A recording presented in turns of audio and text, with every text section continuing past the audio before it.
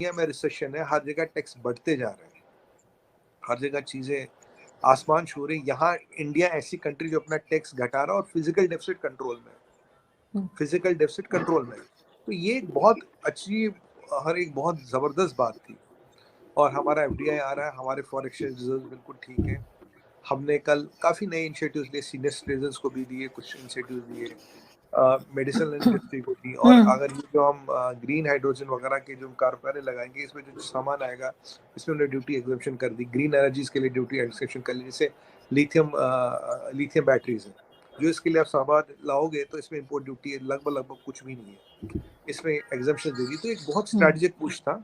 बाकी ये जो हमारा जो गरीब भाई है, हमारे बहन है, उनको जो फ्री राशन है वो 1 साल तक और एक्सटेंड कर लिया। तो मतलब कुछ सिगरेट्स हमने थोड़ी महंगी कर ली, क्योंकि सिगरेट मैं तो बड़ा फेवर में, सिगरेट महंगी होनी चाहिए। मुझे पता बहुत से लोग को मेरी बात अच्छी नहीं लगेगी, पर सिगरेट कोई फायदा नहीं देती किसी का। सिगरेट अगर नुकसान महंगी होता है। तो मुझे कोई बिल्कुल वो नहीं है, क्योंकि मैं आपके लिए ही सोच रहा हूँ।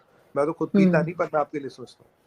तो ये वाली चीजें हैं। तो एक बहुत अच्छा एक पॉजिटिव बजट आया, जिसमें हर एस्पेक्ट ऑफ द लाइफ को कवर किया गया, हर एक को कवर किया गया। वो ट्राइबल हो, वुमेन हो, वो ओल्ड एज हो, वो किड्स हो, वो सैलरीड क्लास हो, वो और बिजनेस सर टैक्स रिबेट हो, सर डिफेंस का बजट थोड़ा पड़ोसियों को, बढ़ाया गया। सर पड़ोसियों के लिए क्या है? पड़ोसियों के लिए कुछ पैसा तो एयरमार्क किया है, पर पाकिस्तान के लिए कुछ नहीं है। सर होना चाहिए था सर, पड़ोसियों का भी हक होता है। तो बजट में जो है वो आप बहुत लोगों को जानते हैं, तो आप बिल्कुल मोदी जी तक ये बात पहुंचाइएगा कि बहुत गलत बात है कि उन्होंने अपने बजट में पड़ोसियों का बजट नहीं रखा, जो कि होना चाहिए था। आरजू जी, आपको तो कम से कम आपकी इकोनॉमी को रिवाइव करने के लिए तो $200 बिलियन चाहिए। सच बताऊं आपको, मतलब अगर 200 बिलियन आएंगे तो तब, और आप ये फिर ये अपना सिस्टम सारा रिवाइव कर दे, तो तब तो कुछ बनेगा। क्योंकि 10, 20, 30, 40 बिलियन में भी कुछ होगा नहीं। मतलब चोट पे बैंडेज लगाने वाला काम है। अगर चोट को ऑपरेशन करके ठीक करना, प्लास्टर करना और फिर मजबूत करना, तो $200 बिलियन चाहिए पाकिस्तान को। उतना पैसा कहीं नहीं है अभी। और मुझे सबसे अच्छी चीज लगी कि हमने इन्फ्लेशन को कंट्रोल कर रखा है। अगर आप वर्ल्ड में इन्फ्लेशन देखें, हमारी इन्फ्लेशन देखें, और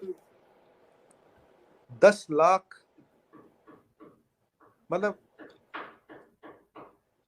इतना बड़ा पैसा कैपिटल इंफ्रास्ट्रक्चर में लगाना एक अच्छी बात। और एक चीज, हाँ, ये मेरे दिमाग में, ये मैं before I go to second point ये आपको बता दूं।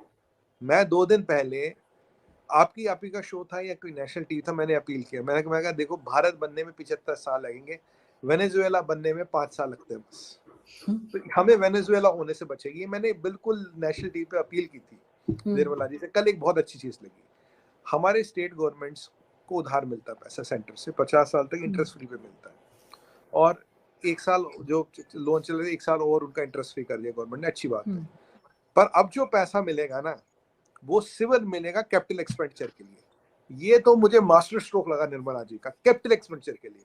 आप इससे कैपिटल एक्सपेंडिचर, आप इसको सब्सिडीज या ओपेक्स में नहीं लगा, आप इससे तनख्वाह नहीं दे सकते, आप इससे अपने चुनावी वादे पूरे नहीं कर सकते। ये जो रेवडिया और लेकिन सर आप डिफेंस बजट का भी कुछ कह रहे थे। हाँ, 16% बढ़ा, करीब कैपिटल एक्सपेंडिचर बढ़ा 16%। डिफेंस बजट थोड़ा बढ़ा, पर कैपिटल एक्सपेंडिचर 16% बढ़ा है। क्योंकि हमारे डिफेंस बजट में अभी भी 40 से 50% जाता है टुवर्ड्स सैलरीज एंड पेंशंस। तो 16% बढ़ने का मतलब we can buy more equipment. तो पहले उस पॉइंट पे आता हूँ। तो ये जो है ना, ये जो 10 लाख करोड़ हमने लगाया है कैपिटल एक्सपेंडिचर के लिए, कैपिटल एक्सपेंडिचर से ही कंट्री आगे बढ़ेगी। कैपिटल एक्सपेंडिचर होगा तभी जॉब्स क्रिएट होगी, तभी इकोनॉमी बढ़ेगी, तभी जीडीपी बढ़ेगा। और आगे अगर आप अभी देखें, यूएस का इंफ्रास्ट्रक्चर पूरा आउटडेटेड हो चुका है। US needs around $20 trillion as per my calculation to put in its infrastructure, और हर साल $1.7 ट्रिलियन चाहिए इन यूएस। चाइना का इंफ्रास्ट्रक्चर भी कोई नया नहीं रहा। अब हम नया इंफ्रास्ट्रक्चर बना रहे हैं आरजू जी, और ये जो इंफ्रास्ट्रक्चर है हमें बहुत साल से चलेगा। It will not be the, और जो हमारा डेमोग्राफिक डिविडेंड हो, जो हम नया इंफ्रास्ट्रक्चर बना रहे हैं, अगर इस दोनों को कंबाइन करें विद टेक्नोलॉजी, मैं कह रहा हूँ अगर हमने नेक्स्ट 20 साल, 10-12 साल भी हमने ठीक निकाल लिए, 2030 के बाद, मार्क माय वर्ड्स, 2026 में you will see quantum jumps in GDP. 2030 में यू विल सी कि इंडिया इज अनस्टॉपेबल, कोई इंडिया को नहीं रोक सकेगा। और जो हमारा अभी जीएसटी कलेक्शन हुआ है 1,55,000 करोड़ हुआ है, विच इज सेकंड हाईएस्ट। और ये जीएसटी जिस हिसाब से बढ़ रहा, मैं आई कैन सी कि साल 1.5 साल में ये 2 लाख करोड़ क्रॉस करेगा। जिस दिन ये 2 लाख करोड़ क्रॉस करेगा, आप गवर्नमेंट को बोरोइंग की जरूरत ही नहीं पड़ेगी, एक पैसा बोरो नहीं करना पड़ेगा, विल बी बजट सरप्लस। और हमारे सही पास है। जो मीडियन एज है चाइना से 12 साल कम है। और अगर मैं इन 3-4 चीजों को जो मैंने अभी बताई आपको, क्या मतलब 2 लाख करोड़ का जीएसटी, नया इंफ्रास्ट्रक्चर बना रहे, डेमोग्राफिक डिविडेंड और आत्मनिर्भर हो रहे टेक्नोलॉजी में, अगर मैं इन चीजों को कंपेयर करूं, 25 पॉइंट, मार्क में वर्ड्स मैम, 25.8 ट्रिलियन डॉलर मुझे कम लग रहा है। It might be higher than 30 trillion dollars by next 22-23 years. ये मैं आपको गारंटी लिख के दे सकता हूँ। और यही 4 चीजें हैं। And what makes me happy, we are exactly on the right path. और ये जो वेनेजुएला बनने से बचना है, इसका प्रावधान जो निर्मला जी ने किया, उसको सादर प्रणाम।